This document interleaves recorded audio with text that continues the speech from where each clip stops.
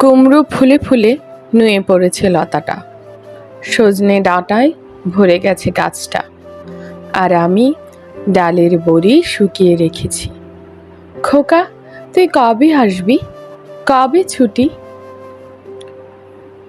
চিঠিটা তার পকেটে ছিল, ছেঁড়া আর রক্তে ভেজা। মাগো, ওরা বলে সবার কথা কেড়ে নেবে, তোমার কোলে শুয়ে গল্প শুনতে দেবে না। বলো মা, তাই কি হয়? তাই তো আমার দেরি হচ্ছে। তোমার জন্য কথার ঝুড়ি নিয়ে তবেই না বাড়ি ফিরব। লক্ষ্মী মা, রাগ করো না, মাত্র তো আর কটা দিন। পাগল ছেলে, মা পরে আর হাসে। তোর উপরে রাগ করতে পারি? নারকেলের চিড়ে কোটে, উরকি ধানের মুরকি ভাজে, এটা সেটা আরো কত কি। তার খোকা যে বাড়ি ফিরবে, ক্লান্ত খোকা।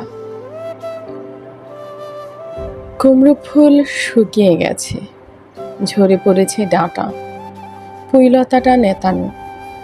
খোকা এলি? ঝাপসা চোখে মা তাকায় উঠোনে উঠোনে, যেখানে খোকার সব শকুনিরা ব্যবচ্ছেদ করে। এখন মার চোখে চৈত্রের রোদ পুড়িয়ে দেয় শকুনিদের।